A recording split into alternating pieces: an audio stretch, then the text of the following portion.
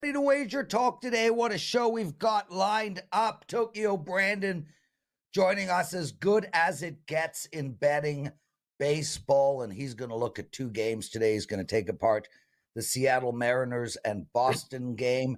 And he's got a bet for us on the Houston Astros. Marco D'Angelo joining us after that. He's going to look at the Minnesota Twins New York Mets game. I lost that game yesterday for my clients. Had Minnesota and also Colorado and the Angels. We're going to end the show with Adam Trigger, who will discuss the Rangers and Cardinals and the Padres and Dodgers. Big game over there. You're watching the best daily sports betting show on the planet. Tokyo Brandon joining us right away. How are you, my friend? Where are you? And oh yeah, the pimp is in the house. Doing pretty good, Prez. How you doing? I'm in Tokyo, 1 o'clock in the morning, bright and early, looking good and feeling good. So ready to win some more. Number one in 2024 and number one in MLB 2024. Things are rolling pretty good right now. Yeah, look, and also the number one dresser by far, if you like to look like a pimp. Is that your real background or is that a green screen background? This is a real background. I can actually touch my things back here. Yeah, it's real. Well, we prefer you don't touch your thing, but great background. Nevertheless, I turned the Brandon, webcam off. Brandon, I'd like to do a whole show about your look, but alas, I'm heading to a cottage with my daughter and don't want to drag this show on. The Seattle Mariners playing Boston, and my original thought on this game, 4 p.m. Eastern, is to look at the over. I mean, you look at the runs. Not only is Boston putting up 6, 14, 8, 9, 7, 6, 8, 6, 6, 6, they can't seem to hold an opponent down. You kind of Yeah. like the over. How do we bet this game? Yeah, actually, I do my rankings from when I was an MLB scout, and I have Boston ranked number one in MLB in run production right now. And Seattle's problem has always been run production, but actually, since they've acquired a couple free agents and a couple good pieces in their lineup, they've been producing. So I have Seattle ranked 15 right now, but that's not really indicative of how well they're hitting because that includes all season. But Boston has the dead last ranked bullpen. So you're right. That usually calls for an over when you have the best lineup with the worst bullpen. But George Kirby's on the mound today, and I'm not sure if Boston's going to explode like that today. They could, but I'd rather take it the other side. So I like the Seattle over 4.5 for a couple of reasons. Number one, the aforementioned Boston bullpen ranks last in MLB right now, according to my rankings. Seattle, their lineup is coming on, but Brian Bayo has some pretty poor stats against these Seattle Mariners. In 46 at-bats in his career, he's giving up an average of 311 and an OPS of 926. And Randy Arozarena has been doing some damage against him, as well as Haniger. A couple other guys can really smash him. So I like the Seattle over 4.5. I know 4.5 is a bit high, but that's the way I'm going. You're right. Over's definitely called for here, but Seattle's got a pretty good bullpen and they got a pretty good starter. So I'll just take that over one way. We'll go with Seattle over. Well, yeah, and Brandon, just on that note, I mean, 4.5 does seem high, but they just put up 10, 7, 6, 6, Exactly. and 10. So that feels like a downgrade based on how they've been performing of It does. late. I absolutely love that pick. I couldn't agree more. Let's Yeah. turn our attention to the Houston Astros. They're playing Pittsburgh. Valdez versus Woodford. How are you Yeah. betting this game? Yeah, I thought you were going to talk about how I'm dressing, but that's okay. We'll get on to the game instead because I'm the first guest, and I'm sure you want to move things along. So, No, I just want you to. and I are I just want to get you off the show. you and I are about the same age, so many people probably don't know that. Yeah, just on that Moving note, along. Brandon, only one of Yeah. us actually realizes how old we are. The other one is going through a mid-age crisis and thinks by putting a hat on his bald head and female glasses with fake gold and 700 chains can youthify himself. So we might be around the same age, but I'm not going I'm through a not, midlife crisis, bro. I'm not bald either, but hey, that's cool. We can move on. I think I look pretty good, but anyways, You look next game amazing, I'm dude. You look amazing. appreciate it. So, um, lost my train of thought. You do that to me Yeah, sometimes, but let's go Houston with the minus Pittsburgh. 1.5. Yeah, Pittsburgh and Houston. So, Jake Woodford, Framber Valdez, Houston. Neither one of these teams are hitting that great. I have both of them kind of in the mediocre range, but Pittsburgh's bullpen is really bad. I have them ranked 21 out of 30 teams. But I have Framber Valdez on a curve of 30 pitchers. I have him ranked 7 out of 30, which is pretty high. Woodford, not enough numbers on him to rank him. But what I really like is how Valdez has performed against the Pirates in his career. He's got 42 at bats. He has a 190 average against and a 520 OPS against, which is really good. You know, the Pirates, they have some good young guys like Skeens and a couple other good pitchers. And when those guys pitch, they have a shot. But I don't think they have a shot today. I like the Astros to win this pretty big, mainly on the back of Valdez. He should probably go at least 6 innings here, and he should shut them down to 1 or less runs here, while the Astros kind of tee off on Woodford. Woodford doesn't last long. He'll probably be out after the 4th or 5th inning, allowing the Astros to tee off on this poor bullpen. I like the Astros minus 1.5 in this one, so going with that. It doesn't concern you at all that Houston sucks. Well, at least sucking right now. Lost 3 in a row twice to Well, Pittsburgh. And Pittsburgh, their yeah, crappy bullpen, as you say, well, they held Houston to yeah, 5 runs in their last 2 games. Plus, Houston is yeah. at home and loses the 9th inning. Yeah, well, these two teams have the exact same record right now, but Houston's a really good home team. Pittsburgh's poor on the road, and Pittsburgh actually, if you take out Skeens, Pittsburgh really doesn't have a lot. I don't know if they're going to remain in the second half of the season. I don't know if they're going to remain head to head with the Astros here. They're hitting 20th out of 30 teams, and their bullpens ranked 21st out of 20 teams. Starting pitchers is kind of their saving grace, but today they don't have a good one. So their saving grace is gone. I think the Astros tee off on them at home because the Astros are a pretty good home team. Tokyo Brandon joining us, everyone. Exclusive handicapper at WagerTalk.com, and legitimately, regardless of his look, that looks bold to me. One of the best. Number one all sport profit in 2024, plus a ton of money. He's number one MLB profit in 2024. And Tokyo, you're the number one all sports profit handicapper 3 of the last 4 years. These are exceptional, exceptional numbers. How are you so good at handicapping? Well, I used to be an MLB scout, and I used the same scouting system that I used when I was a scout, only but I make more money doing it handicapping than I do when I was scouting. And basically, it's keep it simple, stupid kind of thing. I don't go into like who's umpiring. I don't really go into which way the wind is blowing. I just keep it simple, and the team that hits better and pitches better is probably going to win. And it's pretty much how I keep it going. But yeah, number one, 3 of the last 4 years. Number one, all sports 2024.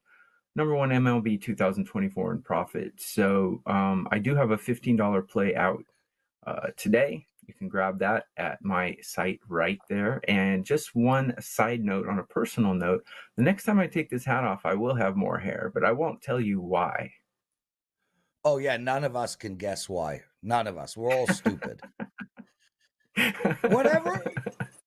Brandon, I love having you on, man. You got a wonderful sense of humor. You allow me to take the piss out of you. I'm very appreciative of you being part of our Wager Talk family.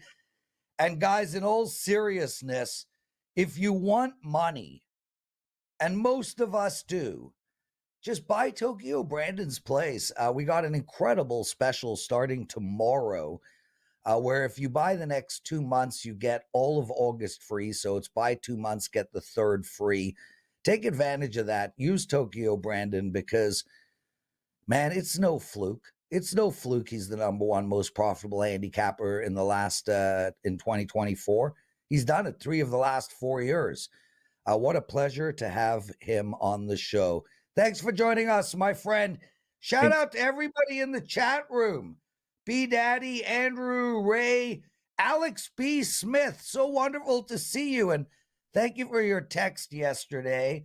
The best part about it when he texted me was he put the B in it. He's like, it's Alex B. Smith, because I know a whole lot of Alex Smiths. So thank God that he put the B in there and I recognized who he was. Carmine Bianco. He wanted me to ask Tokyo what's the problem with bald people, but I decided to move on from that. Unbelievable amount of love yesterday. I don't know what you want to call it. My eulogy on Dave Cokin yesterday ended up getting across all platforms over 500,000 views. I was actually in shock. I got a ton of texts from people who came out of the woodwork. Just a day of love for a man that meant so much to so many of us. His loved ones tweeted out that video and they read all the comments. All of you guys were awesome. Just the constant comments and the beauty in your words. It really solidifies, this is an industry that 20 years ago, and Marco can discuss this, the hate inside of this industry, the angst inside of this industry 30, 40 years ago was unbelievable. And we have come so far from that. I mean, I remember I started a company called Who to Bet On way back in 1999. And I remember in 2001, I released 3 plays. I went 1 and 2. I got an email from a client who wished my children burned in their beds that night. And then I see what you guys write yesterday about Dave Cokin and about my eulogy and about Wager Talk. And it's just unbelievable how far we have come.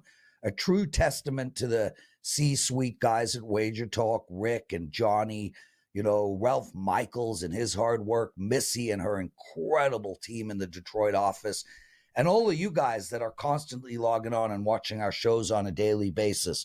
Marco D'Angelo, we have come a long way, my friend. That's the Prez, and this is what people don't realize, with Dave Cokin, like as you said, when you mentioned yesterday Proline, who didn't watch Proline? Okay, I started out 1980 in the business, and I can tell you that even though I was doing this work, I had my own company back in Pittsburgh, I tuned in every Saturday morning Proline, see what was coming out of Las Vegas. I mean, he was the epitome of what everybody wanted to be.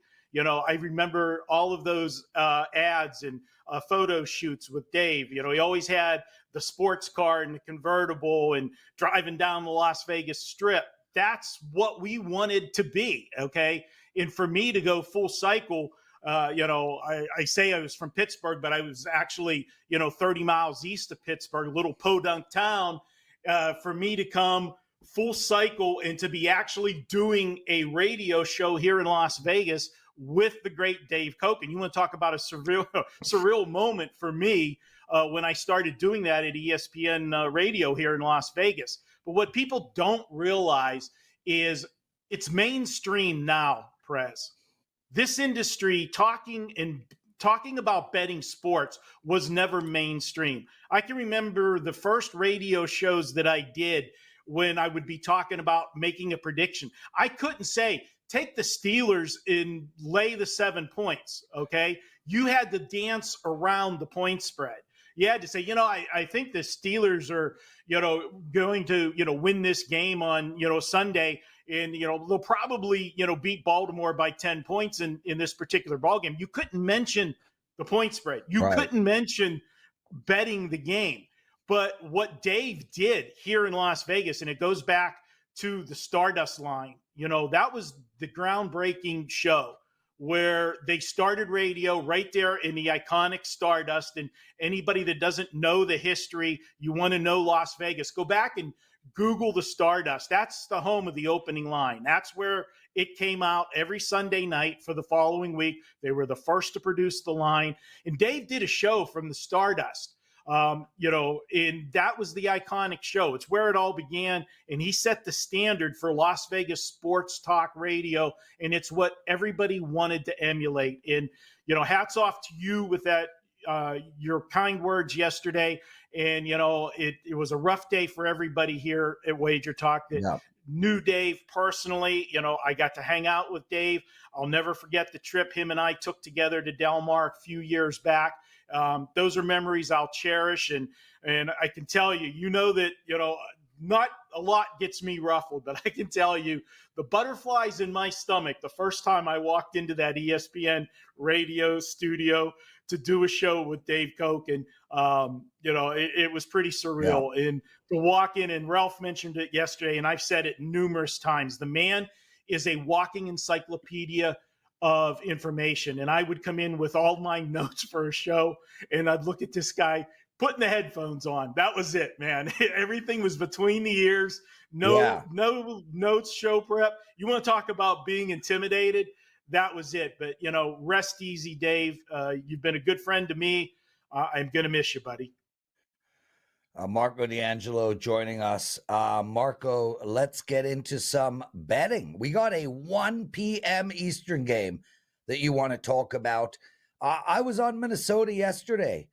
On the money line, they lost for me. I got half the handicap right. The Mets only put up 2. Yeah. Where are we going today? Well, ditto for me. I was with you on the Mets on Minnesota as well yesterday, and I'm going to look at them again today. And I realize the Mets are playing good baseball right now, but I'm looking at the pitching matchup, and Pablo Lopez goes for Minnesota. He's been razor sharp in his last 2 starts. He's in really good form. He's gone 14 innings, last 2 starts. He's allowed just 3 runs, but more importantly to me, the strikeout to walk ratio, 14-2 in those 2 outings. If I can get a pitcher that is razor sharp, that pitches for a good team, let's face it, Minnesota's, a good team, against a team that is, I realize playing well now, but they're not as good as Minnesota top to bottom, in my opinion. And they got a pitcher that's been up and down a lot this season. Now, granted, he's pitched well in his last 3 starts. Severino, in his last 3 starts, has pitched good. But if you look at it, those 3 starts might not be as good as they appear on paper. And what I'm alluding to is look out at the strikeout to walk ratio in those 3 games. He did have 17 strikeouts in the 3 starts, but he had 8 walks in that. He was dancing through the raindrops in a lot of those innings and got out of jams. I think that luck runs out today. And he also faced 3 teams, Miami, Atlanta, and Washington. Miami's one of the worst teams in baseball. Atlanta, when he faced them, although Atlanta's a good team, was in the middle of a 4-game losing streak, and Washington's been all over the place this year. So he's going against a much better team today. I think they get to him, and if I can get what I feel is the better team, the better pitcher currently, with Lopez, and I'm getting a price, there's just too much value there, Prez, for me to pass it up. I'm on Minnesota again today. Get down, grab that now, because we got less than an hour before first pitch. Good luck, my friend. Marco, before we get into your next game, Colorado and the Angels, you've got a very rare bet going today, a 5% major wager. These plays you do not release often. This is only your 9th 5% play in the last 5+ months. And, really two things. You're 7-1 in those 8 plays, but two things really stand out to me with this record. Number one, you're obviously incredible in these 5% plays. But more importantly, the fact that you've only had 9 and 5+ months, it demonstrates, look, we at WagerTalk allow our handicappers to put up 4 5% plays a month. And they're the plays that make the most sales. And if you don't use four of your 5% plays, you are leaving a lot of money on the table. The integrity of our handicappers are incredible. I have not had a 5% play in 2 months. I'm leaving money on the table. Marco's had 9 and 5 months. What does that mean? It means these are legitimate 5% plays. There is no cash grab. There is no sales pitch here. If there was, Marco would be releasing 4 a month. Instead, it's less than 2 a month. So when someone like Marco has a 5% bet, buy it, play it, win it. Marco, tell us about that play, and we'll then turn our attention to the next baseball game.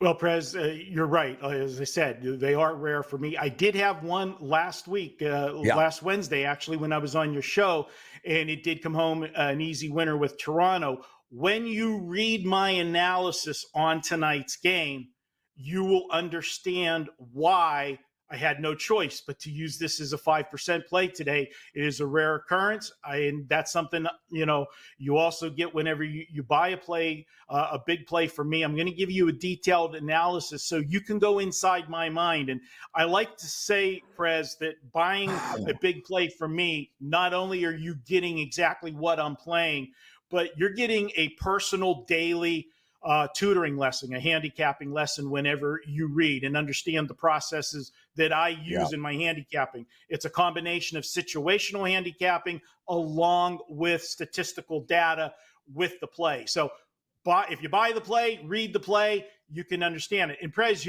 there's one thing I'll say, and this goes for any of the cappers. If you don't want to buy the play today, but you want to learn something, go to yesterday's plays, because you'll be able to see every play that every capper has released at WagerTalk the day after, or I should say actually after the games are played that night. And you can read the analysis and understand why. And it's a good way to get yourself, introduced to a capper, because you have to be comfortable with who is telling you how to spend your money and invest your money in sports. Find somebody that you like the way they handicap, you're comfortable with them, and that's a great tool to do, is go use yesterday's plays and read analysis from other cappers. So enough for the sales pitch. Let's get to that second play. Yeah, before that, guys, take a second out of your day and hit that like button, please. 125 of you watching live. Will be way more once football season starts, but we've only got 33 likes, and that's like 30% of you guys watching the show. It just takes 1 second to hit that like button. Please do so. It's really, really important for our business. That is for sure. Okay, brother, 9:38 p.m. Eastern. No idea why they don't just make it 9:40, but hey, what do I know? Colorado playing the Angels. Colorado, Marco, 5 straight losses and a 38-70 record. You're going to tell us why we should bet them? Yes, I am. And you know what? There's always looking to find value. And sometimes the market is looking at the entire picture, what you just said. Here's a team that's not playing well. Here's a team that's got a horrible record for the season, and we're going to put a number up it. If you look at the Angels, any other team that they would be playing, they would be the inferior team today. You've got a bad team with the Angels as well. You also got a team that sold off some pieces at the trade deadline because they were sellers, not buyers at the trade deadline, because them also have, or I should say they also have a bad record. Not as bad. They're 47-60, and they're installed as a favorite. But because Colorado is a bad team, originally I was going to make this a full game wager. And then the more I broke it down and thought about it, I said, no, I'm not going to trust Colorado in that bullpen. We're going to condense this to a first 5-inning wager, and we're going to look at Colorado with Kyle Freeland. And why? Well, simply put, since he returned from injury, he pitched in April and then he was injured and hadn't pitched since then until June 23rd. Well, since he's come back, he's had 6 starts. 5 of them have been outstanding. He's allowed 2 runs or less in 5 of the 6. In fact, the first 5 since he returned from injury were stellar. His last one, he did get roughed up. So why am I jumping in now? Well, I'm going to put a line right through that last start, and here's the reason. He faced San Francisco in back-to-back starts. He faced the same team in a 6-day period. I've said it on numerous shows over and over again that whenever a pitcher faces the same team in back-to-back starts, huge edge goes to the hitting team versus the pitcher, where I always say first time around the league, pitcher has the advantage, so forth and so on. That is just the opposite when they're facing back-to-back starts. So let's give him a pass on that last outing, and I'm going to look for the Kyle Freeland that has been dominant in 5 straight starts before that. He's going to be facing Davis Daniel for the Angels. Now, they called this, I think he's 27-year-old rookie up for his major league debut. He's had 3 starts with the Angels this year. His first start, he did have a good outing, which you see so often. A guy's waited his whole, life to get to the bigs and make that first career start. He had a stellar effort against the Tigers, a team that we know has struggled, this season. So, yeah, kudos to him. But what did he do in the 2 starts after that? He got absolutely bombed. So now I'm looking at him in his 4th start. I don't see him having a good start here. And if I can go first 5 innings, taking a pitcher that I expect to be very good today in Kyle Freeland versus Davis, Daniel, first 5, and I'm getting plus money, Prez, that's too much for me to pass up. I'm going to go ahead, take Colorado. They can go ahead and lose the game after the 5th inning. Just get me through 5, either, tied or ahead, and we either push or win this wager, and I'm getting plus money in doing it. I'll be signed up for that all day long. Marco D'Angelo, outstanding stuff, my brother. Guys, please take advantage of Marco's 5% bet today. 7-1 in these plays, only his 9th in 5 months. And it comes with a great couple of paragraphs of analysis, totally worth grabbing. So thanks, Marco, and we'll see you next week. No big game breakdown today. Really been binging quarterback and receiver. If you guys like sport, these shows are phenomenal. The back stories and the interactions and the what you're hearing. They've mic'd up the athletes are just exceptional. And being able to see Justin Jefferson in such great detail so early in his career is a real treat, because there's no reason this guy's not going to go down as the greatest wide receiver of all time. Everybody seems so genuine, so legitimate. I don't feel like there's a lot of arrogance coming out of these athletes. Quarterback was sensational. Kirk Cousins is so likable. Pat Mahomes is such a legend. And Marcus Mariota, well, he was just so damn unlucky playing for Atlanta in that 2 years ago. Really highly recommend both shows. And I'm guessing season 3 will be the running back one. And my prediction now is it will feature King Henry and tell me who else. Who do you want to see on the running back one? Adam Trigger joining us. Adam, have you watched those shows? A little bit. I'm gonna probably go back and watch them again. I just I didn't give them my undivided attention like I should have. So I'll hopefully have some time to do that here in the coming weeks before football season. Yeah, it's totally worth it. And I don't think one is better than the other. I mean, I kind of like quarterback more because, I mean, Kirk Kirk Cousins is just so likable, and just to watch Patrick Mahomes and how mature, how smart he is. And they talk a lot about him being a baseball player growing up, playing shortstop. And he discusses that, and it explains why he throws from so many different arm angles, because he's really making a lot of shortstop throws. My favorite episode was when he worked with his trainer and just seeing what he goes through, how smart his trainer is and his mobility, especially as a guy who lives in the gym. And I also cannot believe the pain that these guys go through. Obviously hockey, I think, is the toughest sport of all sports. And these guys are playing with broken legs and arms and whatnot.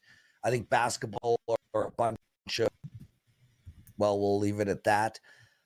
These football players are animals. I mean, Kirk Cousins gets annihilated on a daily basis. Really worth the watch. Let's get straight into it, man. The Rangers over the Cardinals. How do we bet this game? Yeah, Prez. So, this is an interesting matchup in the respect that I think the perception here of these two teams, I think the perception of a lot of people is that the Cardinals are the better of the two teams for two reasons. One, they have the winning record ever so slightly, a couple games over 500. And then the other thing is the fact that they're kind of in the thick of the wild card race in the National League. Yeah. Whereas, the Rangers are 4.5 games back of the division. But and of course, the trade deadline was yesterday, and the Cards made the more sort of notable moves and sort of made a little bit more noise at the deadline. But I disagree with that for a couple of reasons. One, the Rangers didn't have to really do much because the Rangers just are going to get players back. They're going to improve their team by just getting healthy. Josh Jung played his first game last night since April 1st. That's a huge addition to get back. Cody Bradford pitched last night for the first time since April 10th. That's a huge bullpen arm to get back. Remember that guy, Jacob deGrom, Prez? He's probably going to be back played at for some the Jays point. For a minute. Yeah, he's going to be back at some point. And that's, he's going to start throwing to live batters next week. We could see him late August. Tyler Malley's probably back in the rotation in a couple of weeks. So the Rangers didn't really need to go out and do a ton because they're just getting their own guys back. And if you go back to the beginning of this season, Prez, the Rangers are the defending champs. So a lot of people like them again this year. So the fact that they're 4 games under 500 have been somewhat left for dead makes them very appealing, to me because of who they're getting back. Now, they weren't just totally silent at the deadline. They went out and got Andrew Chafin, a reliever, who's extremely tough on left-handed on lefties. Or I'm sorry, lefties are hitting just $188 against him this year. Walter Pennington's been the best reliever at AAA this year. He was in the Royals organization. They went and grabbed him. I believe they traded Lorenzen for him. And a lot of people said, wow, like they just gave away Lorenzen. Well, Pennington's had the best numbers of any left-handed reliever at AAA by a mile this year. And the Cards struggle big time against left-handed pitching. They're hitting just 227. They're slugging just 347. So when they are getting hits, they're not extra base hits typically, not putting power numbers up against left-handed pitching. And today's starter for the Rangers is Andrew Heaney, which makes him more appealing just by the fact that he's a lefty. He's not someone I typically go out of my way to play on, but here it looks like I'm going to get a pretty nice potential stack of left-handed pitching against a Cardinals team that doesn't hit left-handed pitching well. And of course, Heaney has been a little bit, he's been pretty solid lately, 3.05 ERA in his last 7 starts. Now, on the other side, this is where I've sort of made my money in MLB this season. My last 50 Major League Baseball plays, I'm 35-15. A big reason for that is I watch a ton of AAA, and I think I've done well kind of pricing these AAA players, better than the books do. So today we get a Major League debut for Michael McGreevy for the Cardinals. I would have made him an underdog here. He's having a good season at AAA. I don't dislike what I've seen. 4.45 ERA is okay. He's been good lately, which is probably why the Cardinals are going to roll the dice with him here. He's probably going to fill this spot until Eric Fed gets in and can get into that rotation. But he throws a lot of fastballs. There's not anything that like totally stands out. He is a former first-round pick back 2021 draft, but I don't think he's going to trouble the Rangers terribly here. And so it just goes back to where these two teams are priced. I make the Rangers the favorite, all things considered. And I also think the Rangers are very undervalued. So, Prez, this is a 4% client play for me. I've got 2 of them this afternoon. I wanted to give one out to the listeners for free. So this is a 4% client play, but also I think you could throw something on Rangers at 8-1 to win the AL West. I don't think this team is dead yet. I don't think the Mariners are that good, and the Astros still haven't sold me yet this season. Right. You even said earlier the Astros are not playing good baseball right now. So 4% client play on the Rangers, but I would sprinkle some on Rangers 8-1 to win the AL West. I don't think you've seen the last of this team. Excellent stuff. Adam Trigger joining us, exclusive handicapper at WagerTalk.com. And I love this game that we're going to talk about now, the Dodgers playing San Diego. And man, look, the Dodgers are 5 games up on San Diego in the win column. But this San Diego team is on fire. They just beat the Dodgers last night 6-5. They've won 8 of their last 9 baseball games. And the Dodgers have lost 4 of their last 6.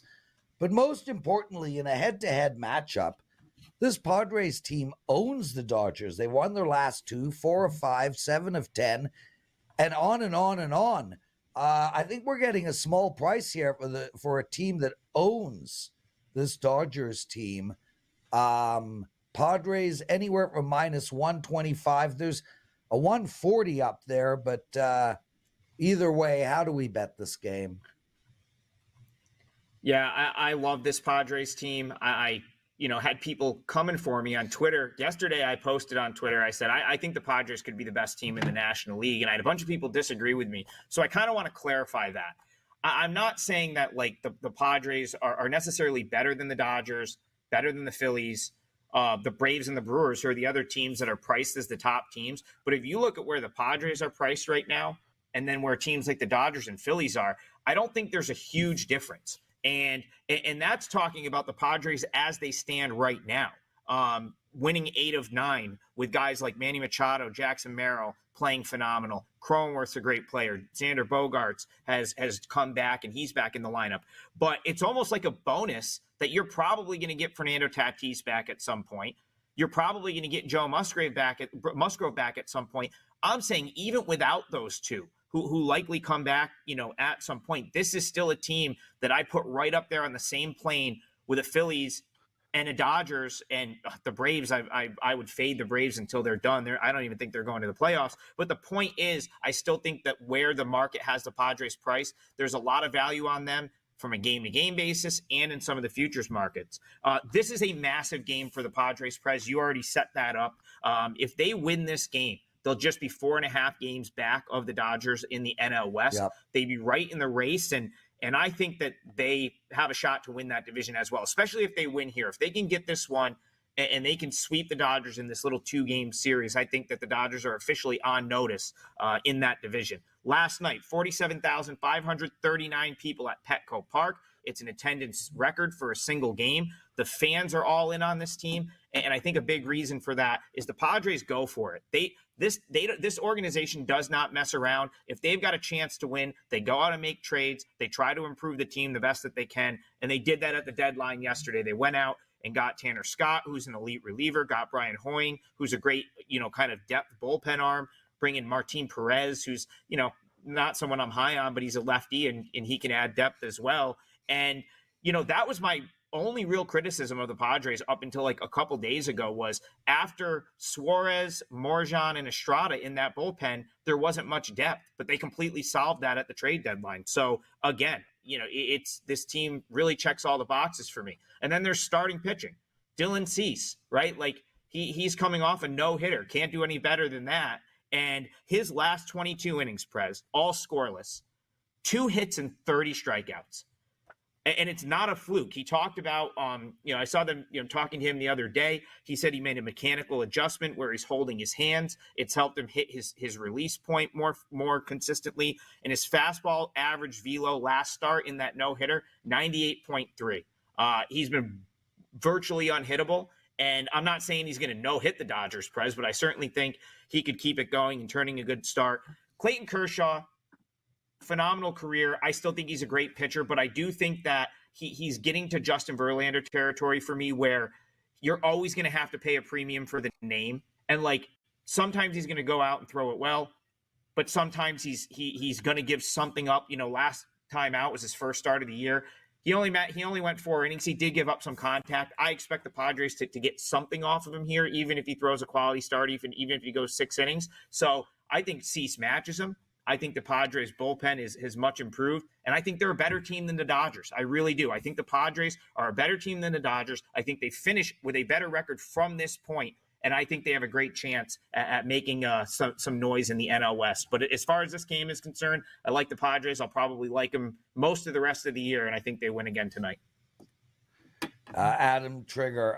Let's just talk about Dylan Cease for a second. Look, obviously, absolutely freaking rolling right now, coming off of a no-hitter. The problem is, and we discussed this with Ralph Michaels yesterday, and I don't know if you know this, but since 2020, and obviously it's not a lot, it's not a big sample size, but we're looking at a pitcher, their average is 6.32 ERA the game after a no-hitter, 1.63 whip, 3.5 earned runs. Average, they don't make it even to the 5th inning. There's a lot of sense in that. It does, what does Teddy say? Cover the sniff test, if you will. I'm nervous, and that's ultimately why I don't think I'm going to pound San Diego here, but I will say this. It's a small sample size, and Dylan Cease is not only coming off of a no-hitter, but there 7 innings the game before, 0 runs. So this is a guy that is just locked in. Yeah, I mean, let me answer the question, and I'm gonna explain why that I think that there's a very relevant point that Ralph brings up, but also why I don't think it really matters here. So no-hitters there is an element of randomness in a no-hitter, right? Like, if you look at who throws the no-hitter, go back to 2020, who throws the no-hitter, it's not always the top pitcher in the league. It could be a guy that just has a day. Do you know what I mean? They just have a day. Yeah. And then, of course, they usually get overextended. They're often throwing more pitches than they're accustomed to. So the next time out, they're a little bit fatigued, and they end up getting blown up. Dylan Cease is not just anyone, right? Like, he is one of the top maybe 5 pitchers in baseball right now. And if you watch that game last week against the Nationals, it was effortless. I mean, it was pretty much effortless. I think he ended up finishing like 105 pitches, pretty much a standard Dylan Cease start. Like, it was just another day at the office for him. It wasn't anything, kind of out of the norm for him. And then to go back to what, Dylan Cease and his pitching coach talked about, making the adjustments to where he was holding his hands, and, the fact that it's, given him a more consistent release point, and the fact that it's, he's been able to maintain his fastball velocity. That to me tells me, like, this is just an elite pitcher right here that, like, worked through some mechanical stuff, and now he's just cruising. So again, like, this isn't going to make my client card today. The price was a little bit high for a game of this magnitude, and knowing that the Dodgers are still another elite baseball team. Yeah. But I'm all in on the Padres. And if I was going to bet this game tonight, which I know a lot of people will, standalone game on Wednesday night, I'm betting the Padres here. So that's my sort of strongest lean. And I do have 2-4% plays up. They're both for sale. I gave you one of them, and I packaged the other one. I put them in the same package. So you can get both of those at wt.buzz/AT. Adam Trigger, outstanding stuff. What a show. Thank you to Tokyo Brandon and his awesome outfit, Marco D'Angelo and Adam Trigger. Daniel's son in the background doing all the heavy lifting. Tomorrow's show will have Steve Merrill, Ronald Kabang, and Kyle Anthony on it. Make sure to check that out, 12 p.m. Eastern. Lots of love, everybody. Kick ass, and we'll see you tomorrow.